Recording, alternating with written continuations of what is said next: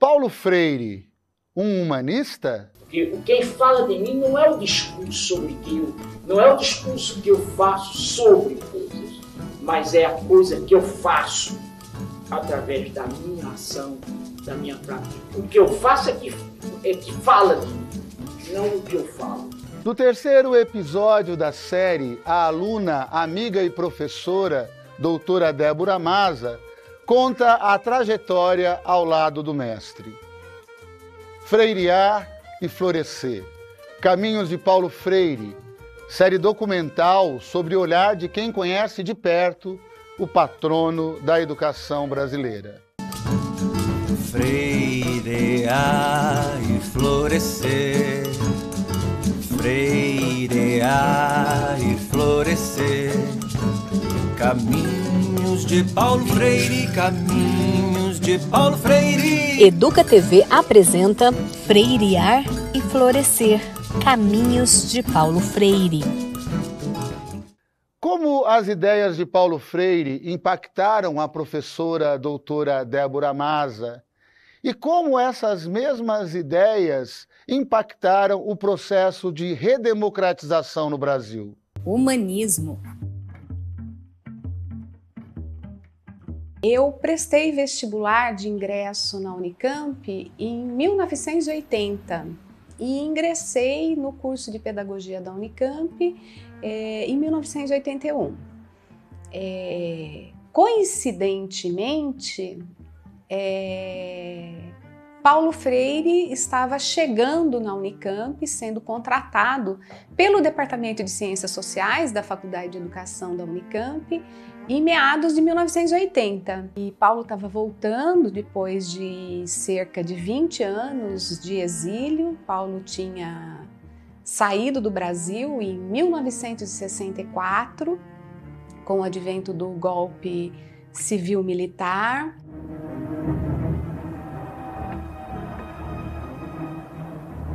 Março de 64. O clima é de muita agitação no país. No dia 31 de março, tem início o movimento que põe fim ao regime democrático instalado no país desde o final do Estado Novo de Getúlio Vargas. Os generais ficariam 21 anos no poder. Paulo foi preso, viveu a situação, né, de ser inquirido e retorna definitivamente com a família para o Brasil em 1980. Em meados de 1980, Paulo reingressa, né, depois desse longo exílio, reingressa por conta de um processo lento e gradual de abertura política iniciado em meados de 79, quando os exilados políticos brasileiros podem retornar ao Brasil. Os resquícios jurídicos ainda da ditadura o impedem de voltar a Recife e assumir o seu posto como professor da antiga Universidade do Recife e atual Universidade Federal de Pernambuco. A sensação que eu tive na prisão é a de que eu era tratado como um inimigo interno do país, um traidor, um sujeito que precisava ser punido. Paulo, então, é convidado para trabalhar em duas instituições, né? A Unicamp, a Faculdade de Educação da Unicamp, através do Departamento de Ciências Sociais, e a PUC de São Paulo. A chegada de Paulo em 1980 exerce uma importante influência na organização do Centro de Estudos, Educação e Sociedades, do SEDES, e na sua revista, né, na revista Educação e Sociedade. E eu gostaria de trazer aqui, mostrar para vocês, né, o primeiro número da revista Educação e Sociedade é um número que sai em setembro de 78. Paulo ainda não havia retornado ao Brasil. Ele participa por telefone da fundação do SEDES. E o primeiro número tem como tema: o educador precisa ser educado, né?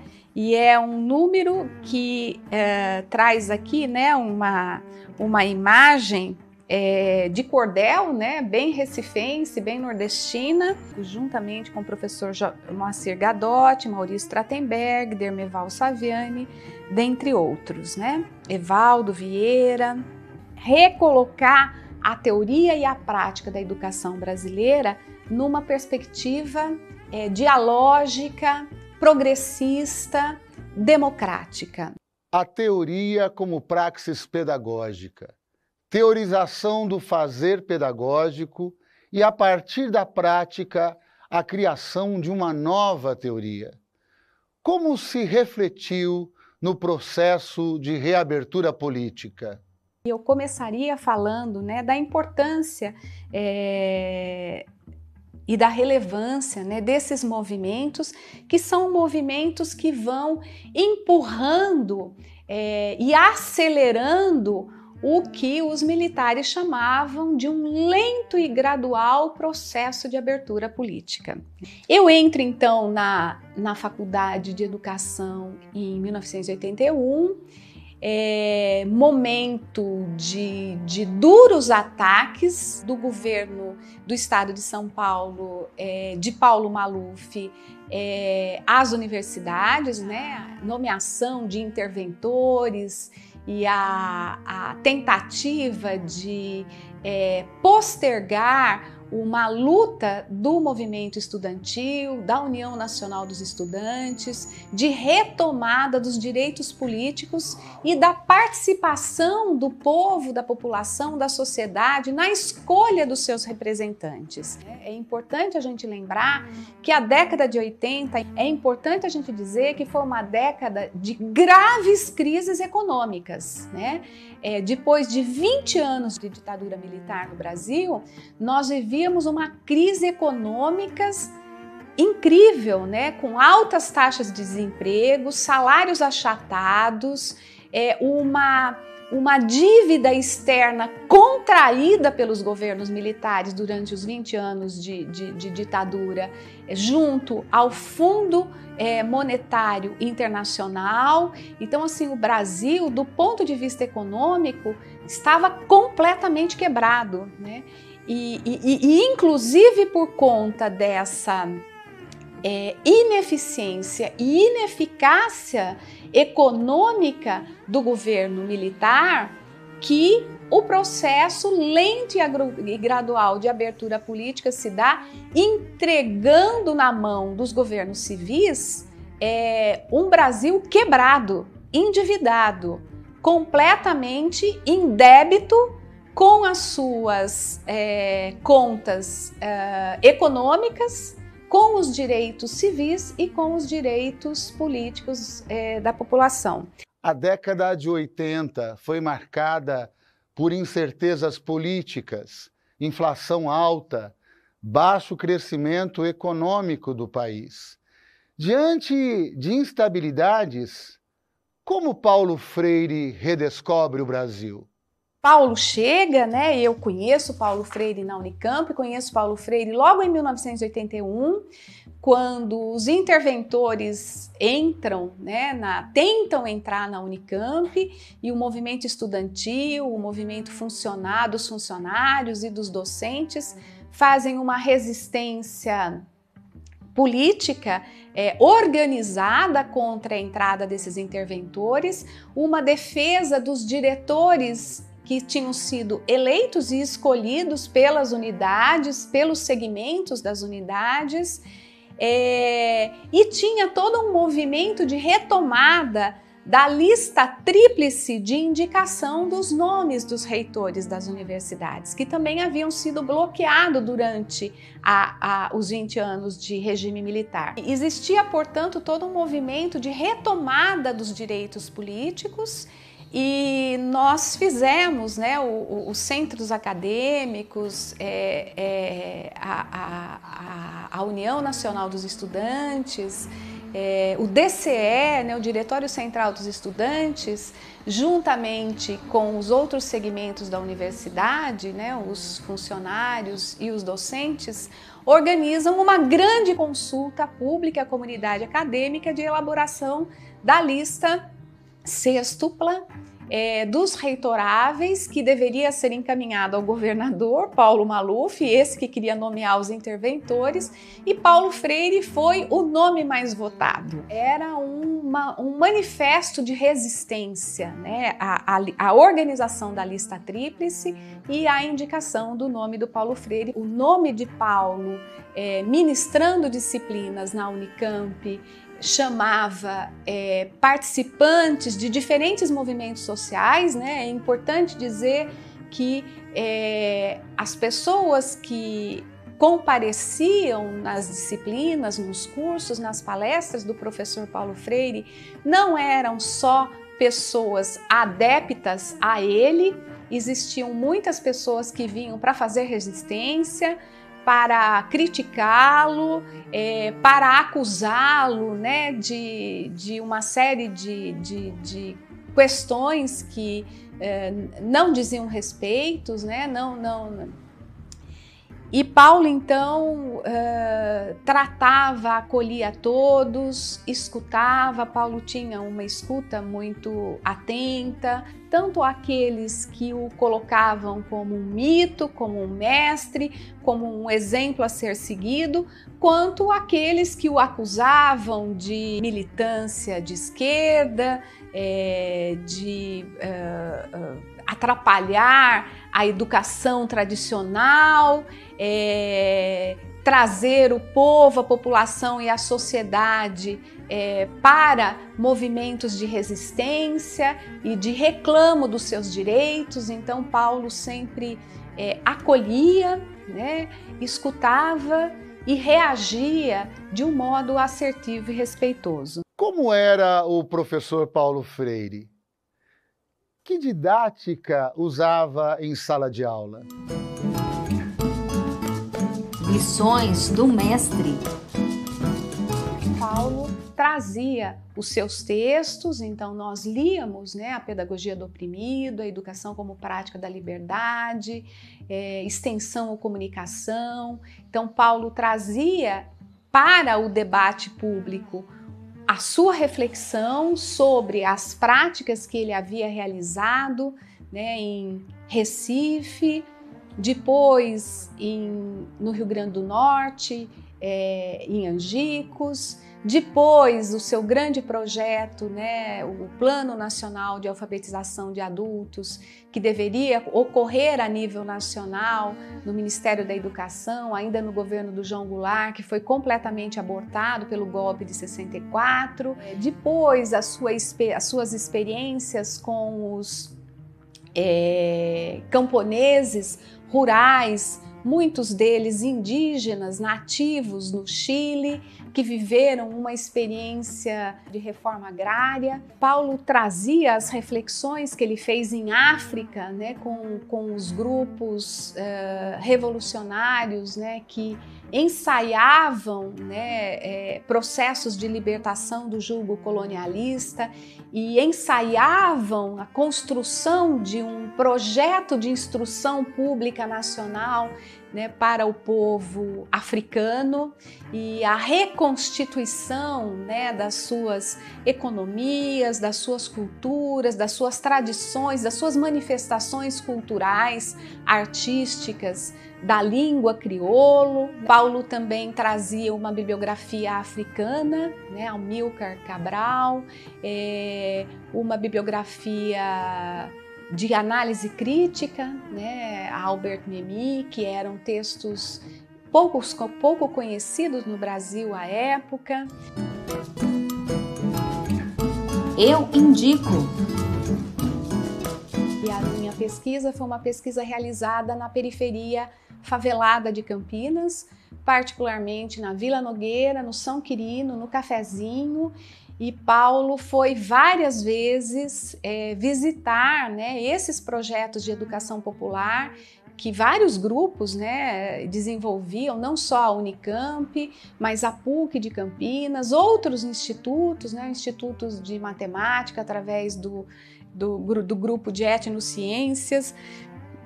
E essa experiência junto aos moradores da favela da Vila Nogueira, do São Quirino, virou um livro que se chama Fazer Escola Conhecendo a Vida, do qual Paulo Freire participa desse livro também vários educadores populares da Unicamp, da PUC de Campinas, das associações de moradores da favela. A gente encontra aqui nesse livro depoimentos tanto de moradores da favela, líderes das associações de moradores da favela. Existia à época em Campinas uma luta muito grande pelo uso da terra, né, para que a população... Então tem várias experiências aqui.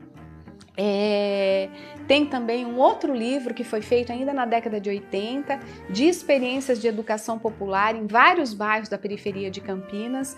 Na escola que fazemos, uma reflexão interdisciplinar sobre educação popular. Então, de fato, era um movimento das universidades, né, indo até as periferias de Campinas e fazendo um trabalho de docência, de formação de professores e professoras, pesquisadores e pesquisadoras, profissionais de diferentes campos profissionais. Minha pesquisa chama-se Conversa de Mulher, foi uma pesquisa que foi orientada pelo professor Paulo Freire e também pela professora Marilena Chauí, e que fala um pouco sobre a construção do feminino no cotidiano popular das grandes periferias de Campinas. A presença de Paulo Freire na vida de Débora Maza revela que o patrono da educação age de acordo com as obras, ressignifica e refaz as práticas. Em 85, eu fiz uma celebração de união com o Adriano, né? Fiz uma celebração, chamei um grupo de amigos e Paulo e Elza estiveram presentes nessa celebração e se sentiam meio que apadrinhando, né, aquele momento. Lições do mestre. Em 1988 nasce a minha primeira filha, Ana Clara, e Paulo carinhosamente vai com Elza nos visitar. Em 1989, Paulo, preocupado, assim, eu morava num quarteirão assim completamente desabitado, que era só mato, era a nossa única casa, era assim em construção ainda. Paulo vai nos visitar e fica muito preocupado, e semanas depois Paulo chega e traz de presente um cachorro, um pastor alemão, né? Essa é uma história que eu nunca contei, né? E ele ficou muito preocupado de ver, assim, eu com uma criança pequena, nós morando ali num bairro pouco habitado, com muito mato, no meio de uma montanha, assim, meio que deserto. E Paulo, então, dá esse cachorro, que era uma tentativa de Lutgardes, que era o filho mais novo de Paulo, que estava ensaiando aí criar pastores alemães enfim, entrar nesse campo de trabalho. E Paulo chega e diz: olha, eu fiquei muito preocupada com você aqui nesse descampado, com uma criança recém-nascida. Então, assim, queria dizer isso, né? A preocupação que Paulo tinha, a amorosidade que Paulo tinha nas relações. Eu era uma simples aluna e orientada dele, né? Mas ele fica e diz: vocês têm que colocar o nome do cachorro que comece com C, porque o Lutgardes está acompanhando, né, as ninhadas, e aí então nós chamamos o pastor alemão que ele nos deu de Conan, que era aquela série Conan o Bárbaro, né, e foi um pastor que cresceu, ficou enorme e ficou conosco 11 anos, né, e acompanhou aí foi companhia e foi companheiro das minhas filhas por muito tempo, né? Eu encaixo Paulo, né, como um educador brasileiro que participa de uma constelação de pensadores sociais críticos e progressistas que produziram uma grande obra. Então, Paulo, hoje, para mim, é um educador que nos legou uma visão ontológica da educação, né? Assim, entendendo o ser humano como um ser inacabado, em processo de construção, imperfeito, mas com uma potencialidade de vir a ser, né, com uma gana de aprender, que inaugura uma outra perspectiva da educação, que não é uma educação reprodutivista e nem uma educação de conservação do status quo, mas é uma educação que recupera a perspectiva política da educação, do vir a ser, e de pensar as práticas educativas como mergulhadas no grande oceano da cultura e das manifestações culturais. Como é que a humanidade, na relação com a realidade, produz conhecimento e que esse conhecimento está sempre vinculado às condições concretas de existência, né, ao que, então, é uma preocupação de construir um discurso da educação com as pessoas que vivem a educação, que fazem leitura da realidade antes mesmo da leitura da palavra, e uma dimensão metodológica da educação, que são os círculos de cultura, que são as palavras geradoras, que é o universo vocabular, que é sempre partir da realidade concreta para chegar, né, a reflexões mais abstratas, a conceitos, a categorias, né, enfim. Então, hoje Paulo é um pensador social brasileiro vinculado à constelação progressista da sociedade brasileira e que nos deixou um legado que fala por si, né? Então, quando a gente pensa, por exemplo, na pedagogia do oprimido, né? Uma pedagogia voltada para a grande maioria da população brasileira que é excluída da participação tanto dos bens materiais como dos bens imateriais da cultura produzida por uma sociedade. Uma pedagogia da autonomia, que chama a responsabilidade para os saberes necessários para a prática educativa, né? Descura um pouco essa ideia de que todos e todas podemos ser educadores, educadoras, professores e professores. Entretanto, existem saberes necessários para a prática pedagógica. Quais são esses saberes, né? E como que esses saberes eles podem se alinhar a uma perspectiva progressista, mas também uma perspectiva tradicional, conservadora. Quando a gente pensa, por exemplo, na pedagogia da pergunta, né, que é um livro bárbaro do Paulo Freire, né, que é uma perspectiva de pensar a educação, a aprendizagem, o ensino, muito mais através da investigação, do questionamento, da pergunta, do que da resposta pronta, da ortodoxia. A pergunta, a curiosidade, a imaginação cognoscente, ela é muito mais valorizada do que a resposta, o enquadramento, a obediência, a submissão, né?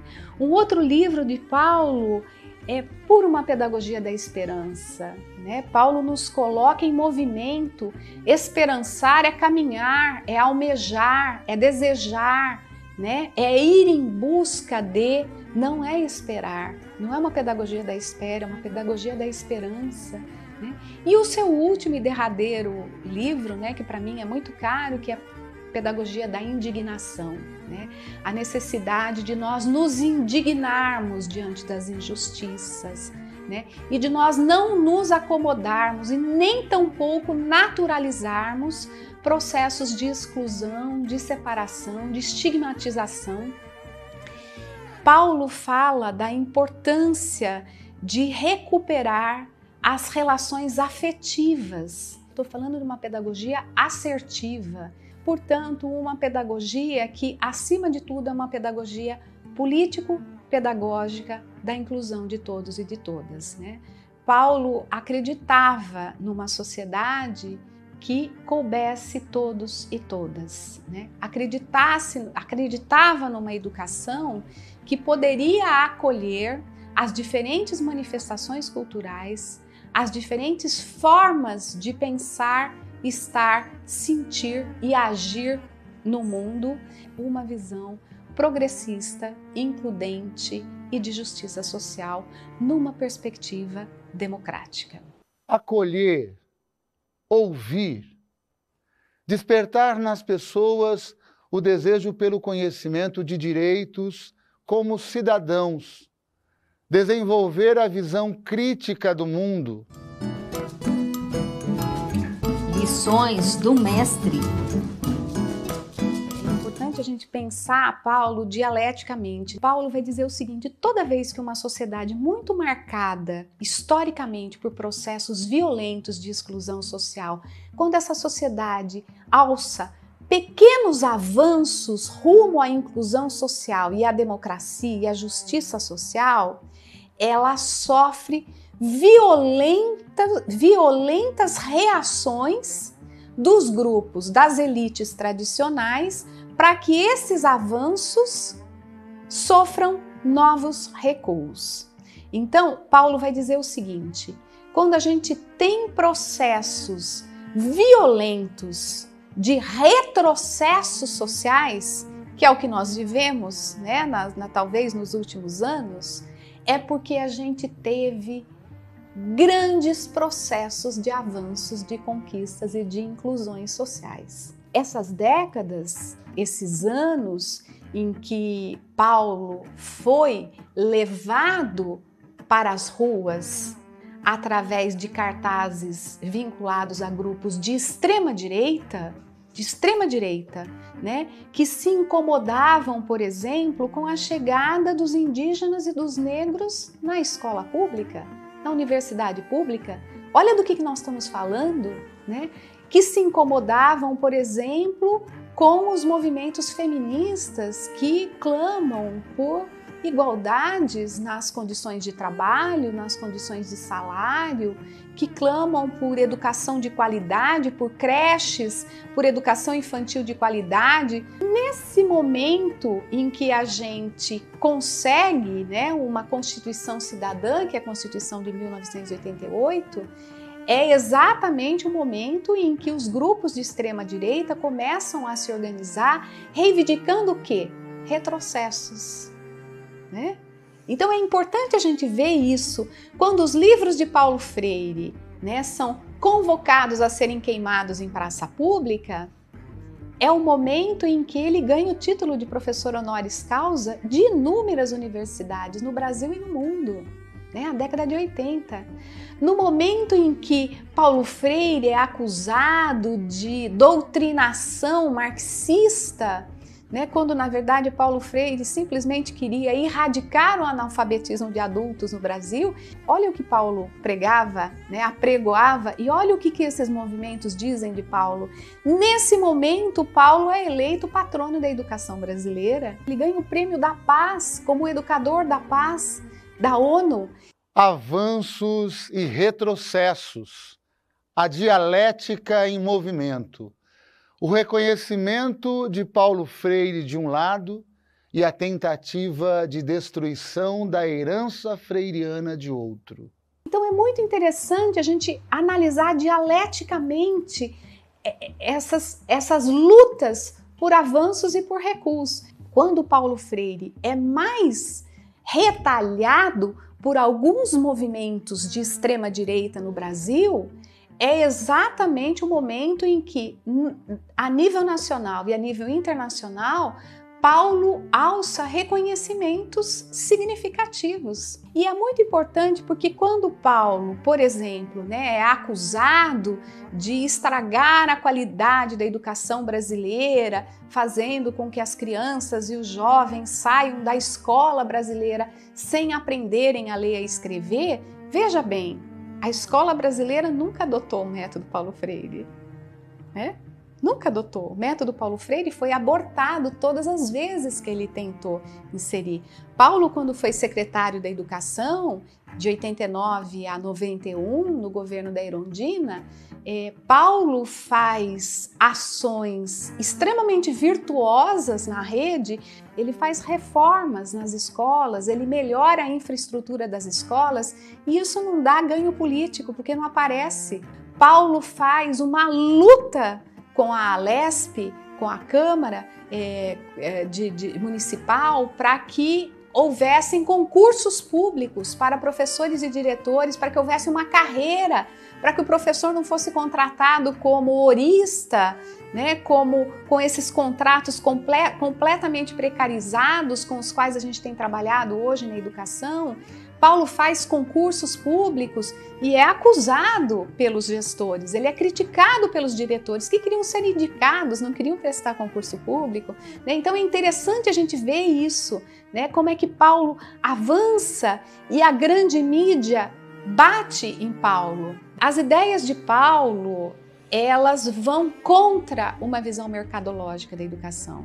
Elas vão contra uma visão do aluno como cliente. Se educação é direito, então educação é parte da cesta básica, ela é o artigo 6 da Constituição, né? Ela é direito. A Constituição de 1988, Carta Magna, assegura os direitos dos cidadãos e o direito das minorias. É o compromisso do Estado brasileiro com o seu povo para a promoção da justiça social, do bem-estar e da igualdade. O professor é um profissional de uma longa carreira, de um longo processo de formação. Ele tem que ter uma carreira, ele tem que ter processo de qualificação, ele tem que ter avaliações, ele tem que ser... a formação inicial, ela tem que ser acompanhada com a formação no chão da escola e com a formação permanente. Essa é a discussão que Paulo faz. Então, assim, os princípios educacionais de Paulo são princípios que vão frontalmente contra o processo de privatização da educação, de transformar direitos em mercadorias, de transformar o cliente em cidadão, né?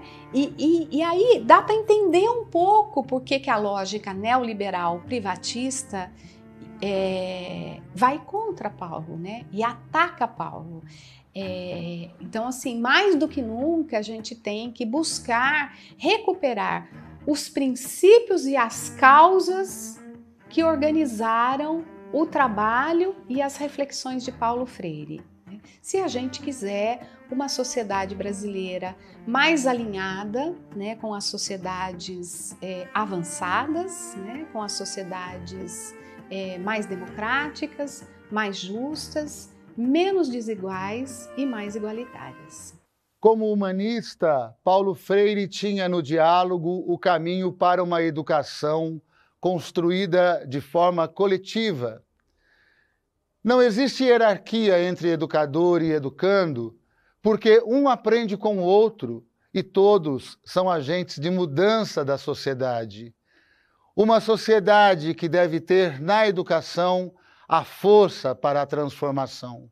Como haciendo educação em uma perspectiva crítica, progressista, nos obrigamos,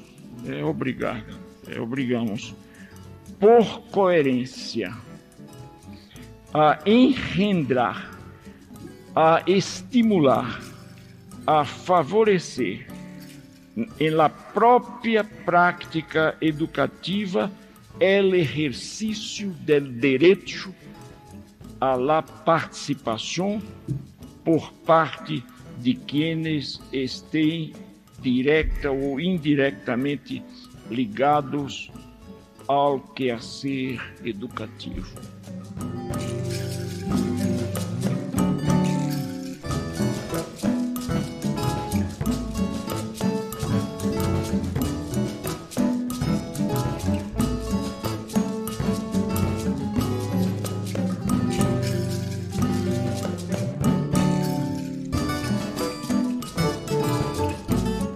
Prefeitura de Campinas, Secretaria de Educação, Produtora Rio Brasil Digital.